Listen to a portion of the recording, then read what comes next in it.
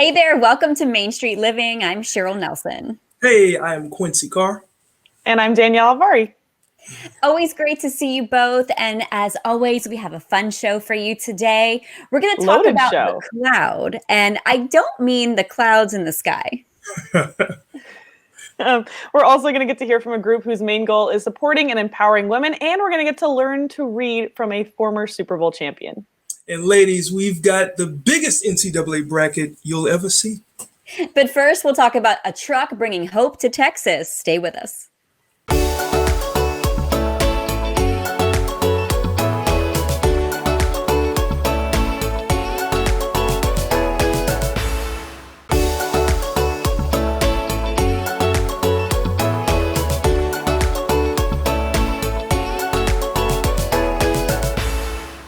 Welcome back to Main Street Living. Danielle, Quincy, right now we could probably all use some good news, right? And we actually have some for you. That's right, Cheryl. In fact, after the recent winter storm in Texas, two friends from LA, they heard that people there were in need of basics like food and water, right? So they jumped in the car and they decided to help by directly driving supplies to Texas themselves. And they're here to tell us all about it. I'd like to welcome to the show Regina Campinelli and Chris Petroff. How are you doing today, young folks? Good. How are you? Doing great. I see that you guys are a very happy group of people to do things like this. So, Regina, how did you and Chris come up with this idea to drive supplies to Texas? Well, both of our industries have been directly affected by COVID. I'm a large-scale live events producer. I founded Los Angeles Comic-Con. I've executive produced RuPaul's Drag Con and the Saturn Awards. I do a lot of the biggest shows in LA. And Chris is a celebrity hairstylist. Right now, Chris isn't working because of COVID and the restrictions. And Chris called me and said, hey, I have friends in Texas that still don't have water. It's been a week since that storm. Let's just fill up the car with water and just drive and help people. And I was like, yeah, let's go. So, we rented an SUV and filled it with as much water as we could. And we posted about it. And we told people, hey, if you want to help donate, we can maybe do some runs. We were going to go as far as a little past El Paso. People started donating money. And by the time we got to Phoenix, we had raised over $5,000. So we said, let's trade in this SUV and get a moving truck. So we have a moving truck on the way. Chris, what was the reaction from people along the route as they saw what you were doing? It was overwhelming, the amount of support we got. I mean, it was kind of incredible. Yeah. Everybody seems to know somebody from Texas or, experienced disaster, droughts before. So everybody was overwhelmingly just anything they could do. They knew people, if they could connect us. I mean, we could have done it without the help from everybody we got along the way. And it was like mainly our friends donating money and then people along the way. But we loaded this Penske, named it Tara Penske truck filled with water and supplies. Many pallets of water. Yeah, we had over 12,000 pounds of supplies in it. So we couldn't go very fast, but it took us a minute. And a couple friends of ours in Austin were like, look, Austin is really hit hard. So we're like, let's just go all the way. We already got the truck. I've never driven anything better than like an SUV. And now here I am driving this giant moving van. And we roll up into Austin and we right slowly. Slowly because we're about to tip over. That's my hometown. I was gonna say. I mean, that is pretty big deal to Quincy. Big deal to Quincy from Austin, and a big deal to Austin. Such a big deal, in fact, that Mayor Pro-Tem of Austin is here to talk with us about it. Welcome, Natasha Harper-Madison. Hey. Thanks for the welcome. I'm happy to be here. How did you hear about Regina and Chris and that they were on their way, and what did you think?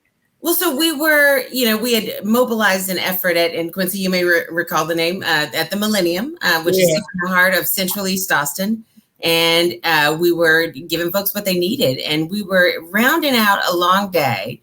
This heavily loaded Penske truck came scraping into the parking lot. I mean, literally scraping into the parking lot. You remember the movie Friday when Debo rose up, the music started, and his bike squeaks? They were squeaking up. They Debo'd into the parking lot.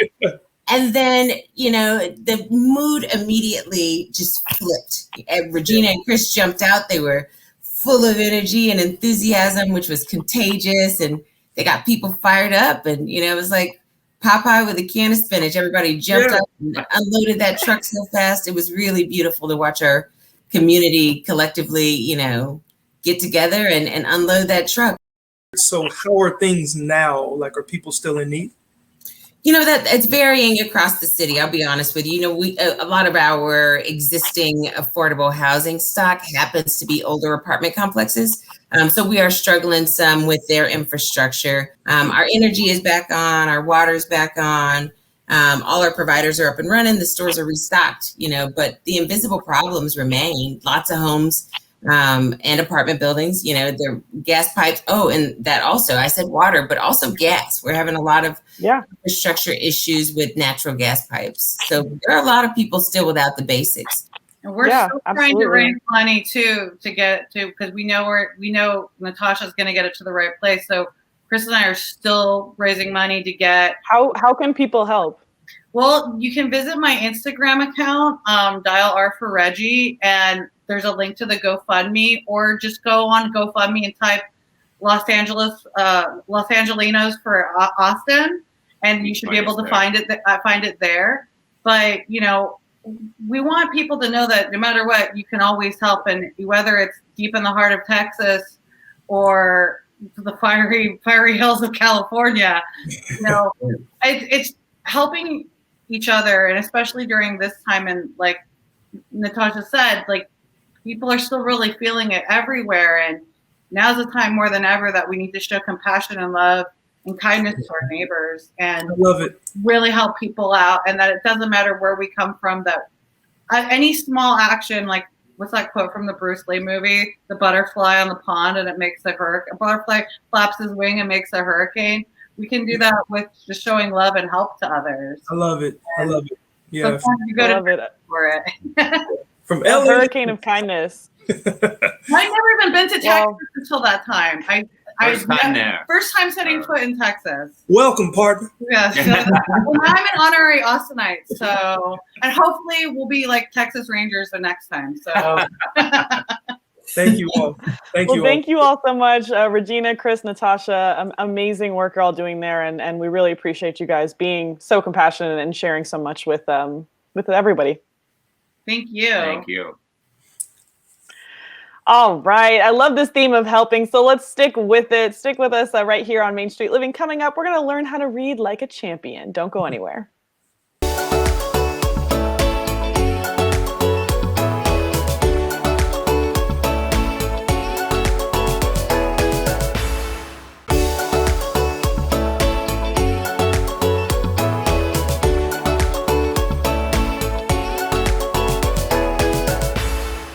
Hey, welcome back to Main Street Living. Ladies, as you know, I have a soft spot in my heart for doing good for other people and giving back, just like in the last segment. Absolutely, Quincy. And being able to read is so crucial for a kid and an adult as well. And it's one key to a successful education and ultimately a successful life. Literacy advocate, children's author, and Super Bowl champion with the Patriots, Malcolm Mitchell, talked with YurView's Ashley Fish about what literacy means to him and explains an innovative program that can assist educators and parents help kids read. Illiteracy is defined as the inability to read and write, and it affects all areas of life. During the COVID-19 pandemic, illiteracy has reached crisis levels. Joining us now, we have Malcolm Mitchell. He was an All-American football player in high school, one of the top 10 receivers of all time at the University of Georgia, and even has a Super Bowl ring from his time with the New England Patriots. As if those accolades weren't enough, he is also a two-time author and a literacy expert who is here to share his love of reading, as well as some tips to help alleviate the illiteracy crisis. Welcome, Malcolm. Thank you for having me.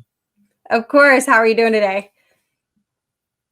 I'm doing well. I'm excited to be on here, maybe share a little bit of my story and some resources that I think will be helpful for communities. Absolutely. Now, can you tell us how your love of reading grew and why this cause is so important to you? Yeah, I grew up in Valdosta, Georgia, a small community. Some would define it as an under-resourced community. And I did what most kids in my neighborhood did.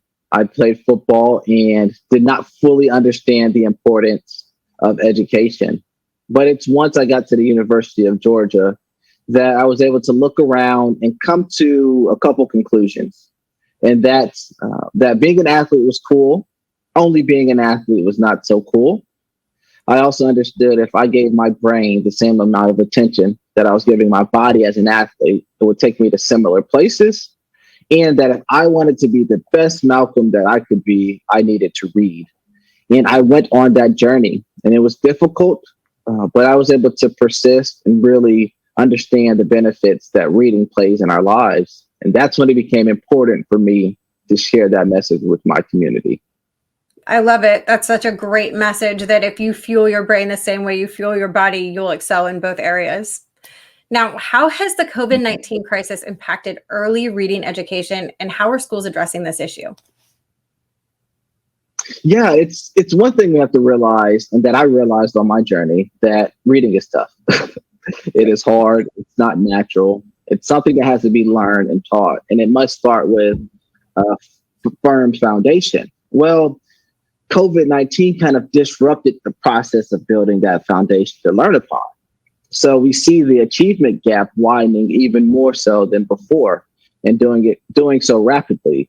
But thankfully, we have free resources that have come about, like coxcampus.org, that provide opportunities for teachers to empower their students, for families to learn together, and for kids to have a place where they can learn, play, and excel.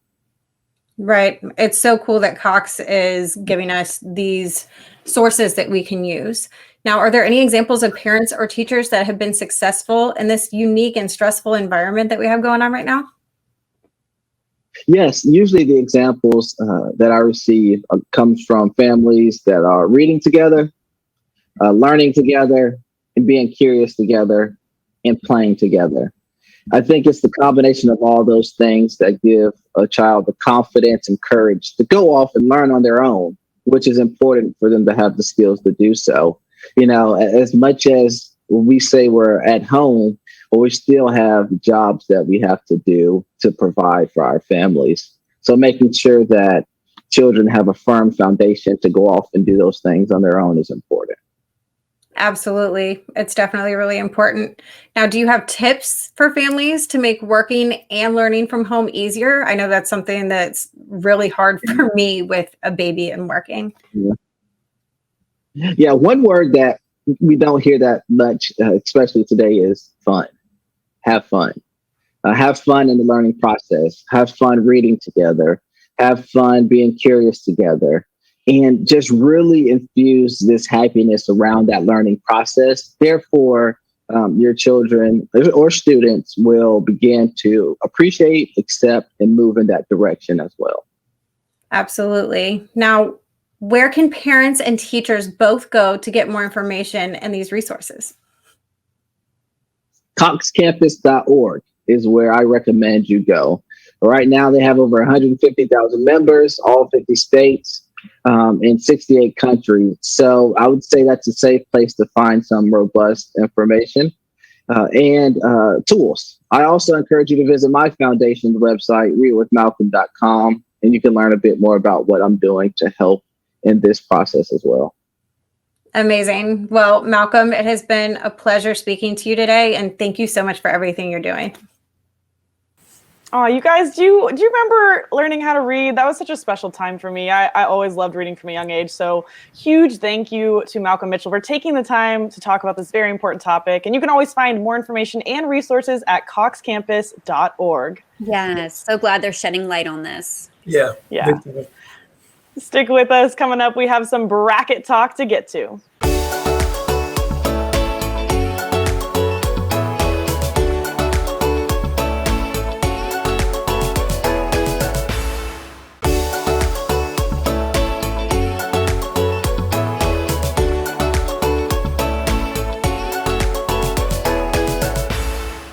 Welcome back to Main Street Living. All right, guys, the calendar right here. I got my planner. It says March, right? And that means March Madness. That's right. Right. We're mid-March, which means the madness is almost here. And it's true, people do go a little crazy over their college basketball. And our next guest might be a perfect example of that. He's created and installed the world's biggest bracket on the side of a hotel. Welcome, Frank Hancock. Frank, thanks so much for joining us on Main Street Living. Well, thanks for having me. Hey, how you So, doing? Frank, Bye. you're based in Indianapolis, where the entire NCAA tournament is going to be played this year. Are you a fan of college basketball? You should be this year, I guess. Well, if you don't live in Indiana, you have to be a fan of basketball. Like we tell people, 49 states, it's just a game. In Indiana, it's us. So, yeah, I'm a college basketball fan. I'm a professional fan. I'm a high school fan. I think it was kind of interesting. In the next 30 days, Indianapolis will have 179 college games being played. Crazy. It's just, basketball's every place. Oh, wow. Now you own a company that makes signs and banners for sporting events called Sport Graphics. So Correct. Your current project, it really goes above and beyond. Like, tell us how you came up with the idea for the giant bracket. Well, it came back in 2015, the last time the Final Four was in Indianapolis. It rotates in here like every 4 or 5 years. Mm-hmm. And we have this building downtown, the JW Marriott, which you've seen in the pictures. And it's a standalone building. There's nothing really around it. And it's perfect. And it's concave. And in 2015, our design group, Section 127, who does all the creative for the NCAA, approached them about putting the bracket on the front of the building. And I don't think anybody then knew what the impact was going to be, because we'd done very little on that building prior to that. And so this thing basically covered the whole front of the building. And it was such a hit right off the bat that I remarked before, people driving down the street in the middle of the day, work rush hour, were stopping cars, getting out, their cell phones, taking pictures, and nobody was honking because everybody was out taking pictures. And another thing about it, on the Saturday of Final Four weekend that year, it recorded 34.5 million web hits on one day.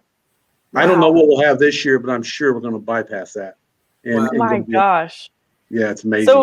So let's talk about this bracket. It's 176 feet tall and 267 feet wide. Correct. What is it made of? How did you get it up there?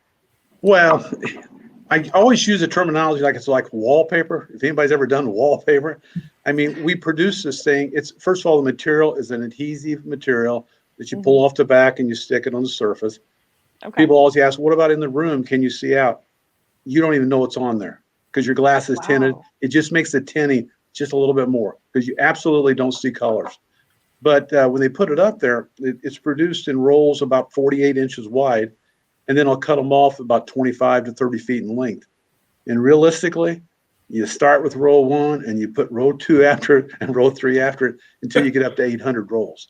So that's about 800 rolls and 47,000 square feet of material. Wow. I certainly applaud you. By the time I got one roll up, the tournament is done. Okay. All right. Yeah. So, but speaking of the tournament itself, like, when do you have time to update the winners?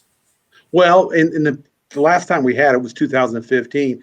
As the NCAA in those days played Thursday, Friday, Saturday, Sunday, we would go up Monday then and update it. Then the same thing the next weekend. This year, because it's a fluid, they have a set schedule, but you don't know what's going to happen when games may be played. So we've made a determination we'll go up every day that they have a game the day before. So if they're playing games today, we'll be up there tomorrow putting the winners up. Wow. And we'll do that. We'll do that through the tournament. And then the final game, we'll be there with 2 giant logos to go on the building, and they'll be prepared. And how quick we start installing will be how the game goes. But really, when the fans come out, the championship logo will be in the middle of the graphic. Wow. That's amazing. That's amazing. You guys are doing that many updates too. This is going to set a world record for the world's biggest bracket. Was the record important to you, or you just thought the bigger the better? No, what made it bigger? I mean, the bracket's the bracket. We changed the background color, but what made it bigger is we added about 20 feet across the top. That added another 5,000 square feet. And that's the terminology you see in the pictures, Indiana, where champions are crowned. That was a tagline that was put on there this year, because at this point, besides the NCAA Final Four for Division I, Division II and Division III were going to be played in Indiana at the same time in Fort Wayne and Evansville. They've since canceled the D3 tournament, but D2 is being played at the same time the D1 is. So we got a lot of basketball going on. Well, absolutely. Yeah, look, before we go, what's your bracket look like? My bracket.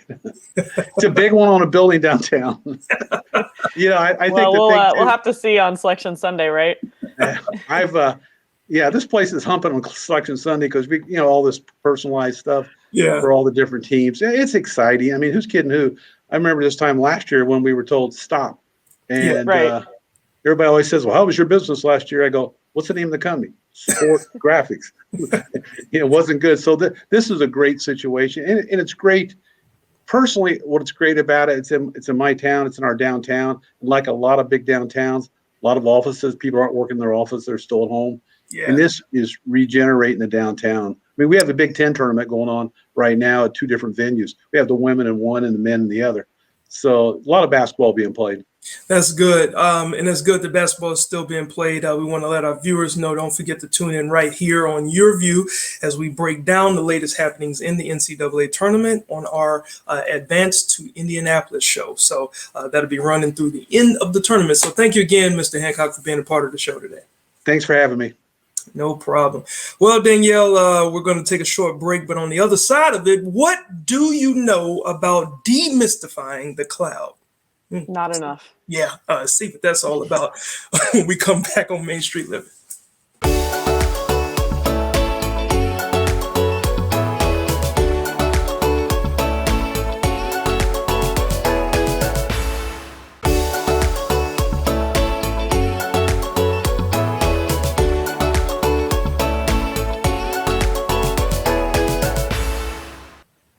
Hey, welcome back to Main Street Living, Cheryl. We got a good segment coming up, right? Yeah, we do. Quincy, I think one thing a lot of us miss while working from home this past year is having easy access to the IT specialist at work, right? Our next guest is an expert on the cloud, and he's here to help us understand this technology a little better. From Rapid Scale, welcome our cloud expert, Dwayne Barnes. Welcome to Main Street Living. So good to see you. Hey, Dwayne. Hi, thanks for having me. Thanks for being here. So we've all heard about the cloud, the mysterious place where all our stuff goes to be stored. So can you shed a little bit of light on this? What exactly is the cloud? Yeah, great question. Obviously not really a cloud, but effectively what it is just a collection of servers that sit in data centers all around the world. So as opposed to a kind of traditional IT from many years ago where a customer would buy a server, which is basically just a big computer, and put it in a closet somewhere. Those have all moved to kind of centralized data centers around the world. So that's really the simplest way to define what the cloud is. You know, Dwayne, I really wish you can explain that to my mother. When I try to tell her, well, where does it go? So she gets concerned about the safety. And, well, is everybody going to see my cloud? Be like, first of all, it's not your cloud. So explain if it's safe or not, man. Absolutely. Like I said, it's just a central place to control your data, and it's more scalable too. So if you think about like someone like Amazon, how their cloud was kind of born out of their own necessity. If you think about, they get into Black Friday and Cyber Monday every year and run out of capacity. Well, they engineered their own software for themselves and then sold the excess capacity to enterprises and companies. So. Absolutely. And what about the safety, though, of the information in the cloud? I mean, can it be hacked? What about privacy issues? I always worry that someone's going to bust into one of those centers and then all of our info is gone forever. Yeah, that's what I was saying about my mom. Like she bombards me with all those type of questions. I don't know. Right. Yeah, I think it's similar to just about anything else in life. You need to do business with people you trust and companies you can trust, and effectively. Everyone out there that hosts data or customer data does the absolute best they possibly can, but no one can guarantee against a security breach. Unfortunately, the days that we live in, it's never. When you talk to security experts, they'll always say the same thing. It's not if you get hacked, it's when. And so the thing that I always encourage folks to do is, hey, don't put things that are obviously personally identifiable in the cloud if you can help it. Meaning, don't email your social security number to anybody. Don't email a credit card number. Don't put things out there that are just for the taken. Make it a little bit harder on the bad actors. Too late. Oh no. Okay, all right. So if it's too late, then what do we do at that point? The best thing you can do is contact the person that you sent the data to and ask them to delete it, permanently delete it. That's the best thing. That way, if they get hacked for some reason, your data is not sitting out there. And we see this a lot. People think, oh, I'm just emailing the person next to me. It didn't leave my office. Unfortunately, it absolutely left your office, traveled about 3,000 miles and right back to the person. And there's plenty of stops along the point that it could be intercepted. So. Oh my gosh. I mean, the information does more travel than we're doing at this point. I want to go and live in the cloud. Yeah, absolutely. You're already living in the cloud there, Cheryl. Now, Dwayne, obviously you've mentioned a few of the advantages and some of the disadvantages of the cloud, but are there things that we should be watching for when we choose the cloud service provider? Yeah, I think compliancy and certifications, right? So anybody that goes through the effort to get audited externally, they're going to put the same level of effort into securing the data, and not even just security, but also making sure it's always available, what we call highly available, right? So, everyone knows when, Gmail goes down because, everyone's complaining about it on social media, right? And no different when Twitter has an outage, it's on CNN like 5 seconds later, like Twitter's having an outage. So a lot of work goes into making that infrastructure highly available. And the same level of work goes into making it secure. So you can look for certifications. There's standards called SOC 2, for example, or High Trust or PCI from the credit card industry. And, Rapid Scale and Cox Business goes through a lot of effort to maintain those compliancies. Cool. Interesting. Okay, so where can people go if they want to learn more about the cloud? Because I think at this point, everybody we know who has a smartphone probably has some information in the cloud. Yeah, absolutely. I think you can absolutely go to rapidscale.net. You can go to coxbusiness.com as well. We're a Cox Business company, so we put data in both places. You can learn more there, and certainly give us a call. We're happy to set up a chat and answer any questions folks might have. Yeah, thank you so much, Dwayne, for stopping by. We definitely have to have you back on Main Street Living to give us some more useful tips on how to get more use from the cloud. So thank you again. Absolutely. Yeah, it's all good stuff. We appreciate it. And Q, it's funny, as a meteorologist, I talk about clouds all the time. Not those types of clouds, though, but again, it's something everybody uses. Right. You know what, Cheryl, let's get our heads out of the clouds and back down on solid ground where we can see how women and girls of all races are empowered while celebrating Women's History Month. So we'll be right back.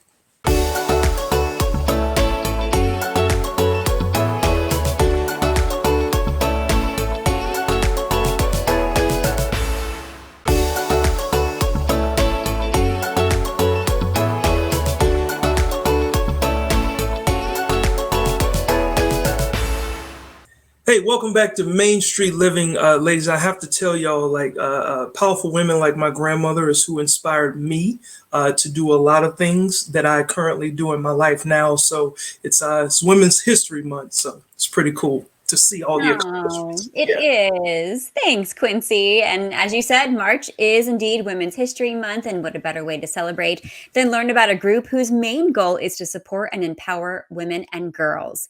From the San Diego chapter of MANA, please welcome Inez Gonzalez Perez Chica to the show. Good to see you. Thank you so much for the invitation. So please tell us, for those who aren't familiar, what exactly is MANA? So MANA is a women's group, mainly local Latinas in San Diego, who 35 years ago decided to create this chapter and make a difference in San Diego. So we're celebrating 35 years. We're volunteer-led. We do have some staff, and we've grown to have 4 programs. And I'm sure we'll talk more about it. But it's just very. It's great to be leading this member organization that's doing amazing work in San Diego. So let's dive into it. What are those classes and what do the programs look like? So there's 4 programs. We start at the 7th grade, and we invite girls from 7th through 12th grade to be part of this leadership program. But really the main goal is to make sure that they stay on track to go to college. And I'm proud to say that all of the senior high schools last year enrolled in college are in college. And so we have that program. It's called Hermanitas, Little Sisters. And then we have tias, and tias means aunts. And so the tias take over after the girls go to college, and they send care packages to them and just provide emotional support, because one thing is to enroll in college and the other is to persist to graduation. And so we make sure that the women have the support they need to graduate. And now we're really getting even more involved in getting them career ready so that they can find a paid internship, be competitive in paid internships. You know, one of the challenges that first generation college students have is that we don't have parents that can guide us through the whole college process and the career process. So this is where the Mana ladies come in, and we're doing a fantastic job. We have a new partnership with Arena Pharmaceutical. They're one of the top biotech companies in San Diego. It's a new pilot program, and we're trying to get at least one girl to get in there to that $25 an hour paid internship. Wow. It's going to change their future. And absolutely. That's a great internship there. And how are you seeing the Latinas flourish through the program? Yeah, so this is a pilot program, and it's just really exciting. And I'm going to tell you, the imposter syndrome is real. You know, we have to push them. We have to push them to apply to scholarships, for them to believe that they can compete with Ivy League graduates, right? Because it's super competitive. Imagine a $25 an hour paid internship. It's competitive. And sometimes we think we're not enough, you know, and especially in a company that maybe doesn't have a lot of diversity. You know, it's like some companies are challenged in that way. And so we want to make sure that the young Latina woman knows that they are good enough, that they should apply, and that they have this community of women that are like pushing them and supporting them. And so let me tell you, two more programs that we have is the scholarships. We received over 100 applications this year. So it's women in college getting their higher education degree, and we give $1,000 scholarships. And so we don't know how many we're going to be able to provide, but last year we provided 31. And the final program that I want to talk about is the Latina Success Leadership Program. We partner with the Center for Creative Leadership, a top global leadership institute, and we've trained 250 women. Again, the imposter syndrome is not just for the college student; it's for adults as well, right? And so we want to it's so important not to self-eliminate, right? And I can just tell. I love hearing you talk. You're so passionate. You have so much more information to give.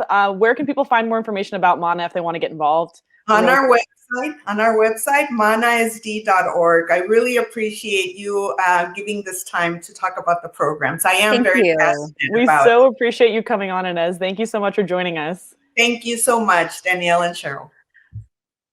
All right. Well, I am certainly fired up for that. But coming up next, we're going to talk about finding love in the pandemic. So don't go anywhere.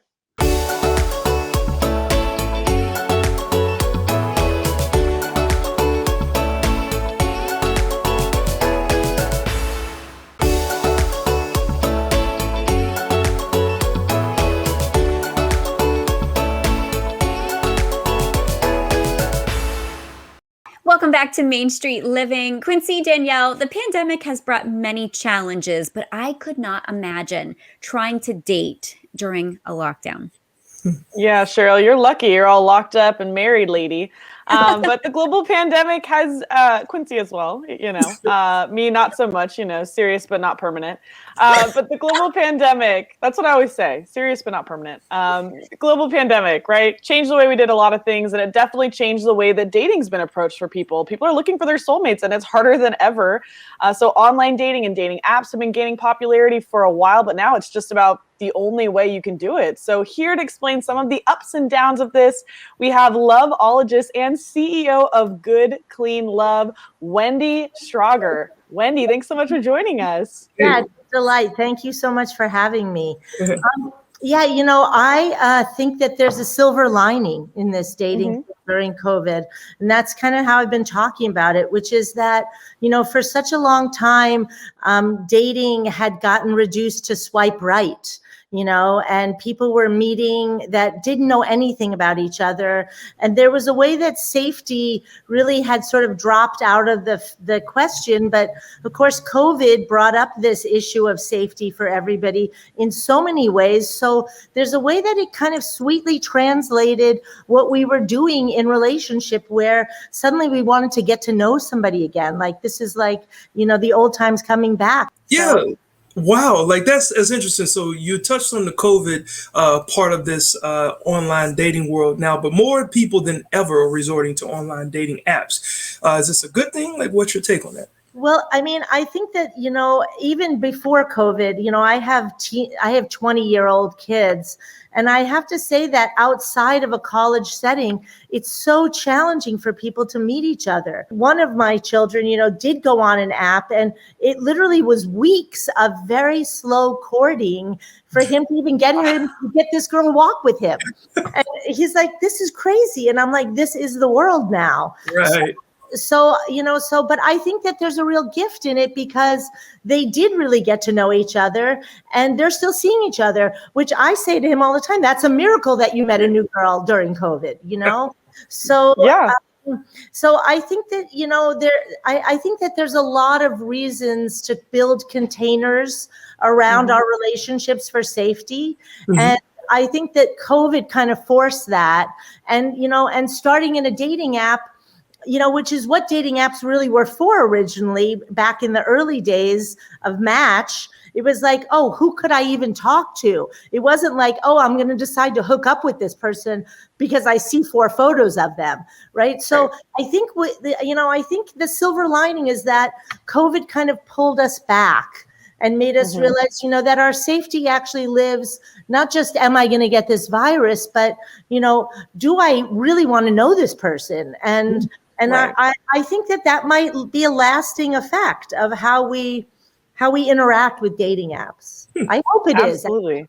What tips do you have for people who want their own success story here? Either people who are ready to kind of, as things start to open up again, go back to regular dating, or even people who are still kind of stuck with the virtual dating. Any tips? Cultivating your own skills as a listener, because I think in this time when people have been really separate and lonely and, afraid for a lot of reasons, that really, that capacity to show up in that listening way makes you way more attractive. And I also think that we could rely on simple old tricks, right? Like things like, I've heard of people telling me that they started writing correspondence to each other before. I love that. I love snail mail. Yeah, but I mean, having a letter, you would keep that for all time, right? Yeah. And or sending somebody a book through Amazon that they remind you of, right? Like, or your local bookstore. Yeah, little things, right? Yeah. Like where we show up and we show who we really are. Like I think creates long mileage in creating lasting relationships, and so. I think that many things are available to us, even as many things are still opening up. And what I would say is that, when we show up truly and disclose who we are, there is an immense beauty and vulnerability and power in that. So I love it. Really quick before we go, your information is at the bottom. Really quick, how can people get in contact with you? Well, so I own this beautiful company, goodcleanlove.com. We have all kinds of really fun products for whenever you do meet that person, and a lot of products just to keep you healthy. And I've been writing a blog for about 20 years called Making Love Sustainable. And it's kind of my oeuvre, of my life. And so there's so much good wisdom about how you hold relationship close in your life. And I just want to comment on yours, close but not permanent. And, everything in the world is changing all the time. Yeah. Right? But actually what I would say to you is put 2 feet in the door, because you don't know what that thing could be until you fully show up. That's very true. We don't know. Yeah. 2 feet in the door. Thank you so much, Wendy, for joining us today. Yeah, really fun to be with you. Thanks for having me. Thank you. Guys.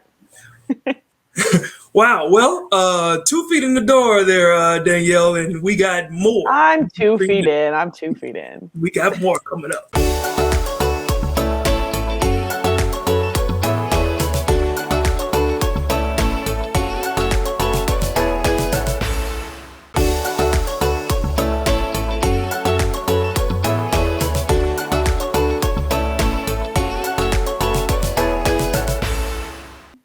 welcome back to Main Street Living, wrapping up another great show. Yeah. Oh, yeah. This was fast, fun, and very informative. And, as always, you can catch any of our shows as we're on the move on our Cox Concert app. Just wanted to make sure I plugged that because we move so fast, ladies. I know we do. Today we are just on the go. And also don't forget new episodes of Main Street Living every Monday at 9 p.m. local time. So make sure you stay with us as we take another stroll down Main Street.